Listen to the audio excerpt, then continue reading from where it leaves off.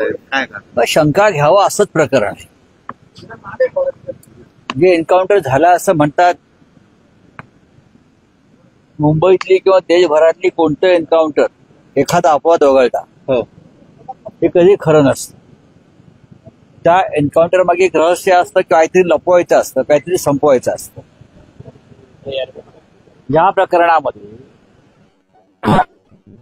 आरोपीला आमच्या ताब्यात द्या.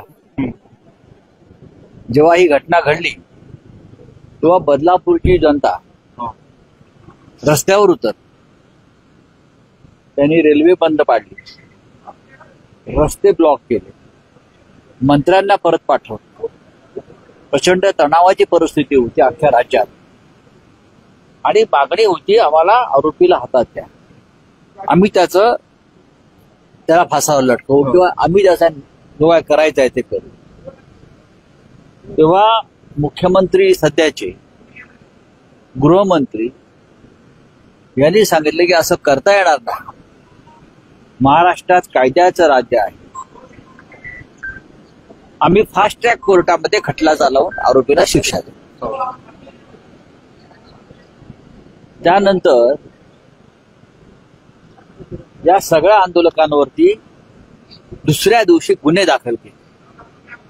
त्यांनी कायदा हातात घेतला म्हणून, त्यांनी कायदा हातात घेतला नव्हता तर आरोपीला शिक्षा द्या, आणि आरोपी एक नव्हता, ज्याला एन्काउंटर केला असं दाखवतात तो आणि संस्थेचे चालक संचालक, असं मोठं ते एक सर्कल आहे. पण एकाच आरोपीला अटक केली आणि परत त्यांना जे गुन्हे दाखल केले आंदोलकांवर, ते असे नाही गुन्हे दाखल केले, त्यांच्या घरात घुसून खेचून त्यांच्या गुन्हे दाखल केले, त्यांची धिंड काढली. आता माझी मागणी अशी आमची आहे, एन्काउंटर खरं की खोटं हे जनतेला माहिती आहे काय आहे. ज्या आंदोलकांवर गुन्हे दाखल केले, मग ते गुन्हे का दाखल केले तुम्ही? आंदोलकांची जी मागणी होती तीच तुम्ही केली. आंदोलकांवरचे गुन्हे आधी मागे घ्या सर्व. दुसरा माझा मुद्दा असा आहे, आरोपीच्या हातात बेड्या आहेत, मी ट्विट केलंय. आरोपीच्या तोंडावर बुरखा आहे, आरोपीच्या हातात बेड्या आहेत, आरोपीच्या तोंडावर बुरखा आहे, तरी सुद्धा कल्याण जंक्शनला तो आरोपी म्हणे पोलिसांची बंदूक खेचतो आणि गोळीबार करतो. संडास साफ करणारा पोरगा गोळ्या कधी चालवायला लागला? त्याला गोळ्या चालवायचं ट्रेनिंग कोणी दिलं? तर आतमध्ये तुरुंगात असताना ह्याच लोकांनी त्याला दिलं. बुरखा आहे, हातात बेड्या आहेत,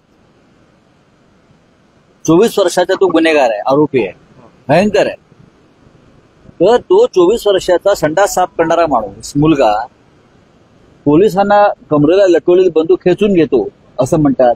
बरं, पिस्तूल लॉक असतं, पिस्तूल लॉक असतं ना. हे सगळा प्रकार संशयास्पद आहे. कोणाला तरी वाचवायचं आहे या प्रकरणामध्ये. मोठे मासे हे जे कोणी आहेत, भाजपशी संबंधित संस्था चालक, ज्यांनी सीसीटीव्ही फुटेज लगेच गायब केलं, का आपण गुन्हेगार नाही तर सीसीटीव्ही फुटेज का गायब केलं? याचं उत्तर द्यावं देवेंद्र फडणवीसांनी, एकनाथ शिंदेनी. पण साहेब, आरोपी काहीतरी कृत्य करतो त्याला संस्था चालक कसा मग पोस्को का लावलात तुम्ही त्यांना? मग पोस्को का लावलात?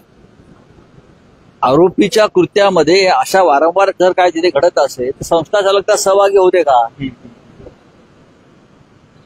मग तुम्ही सीसीटीव्ही का फुटेज गायब केलं? अनेक प्रश्न आहेत, अनेक प्रश्न आहेत.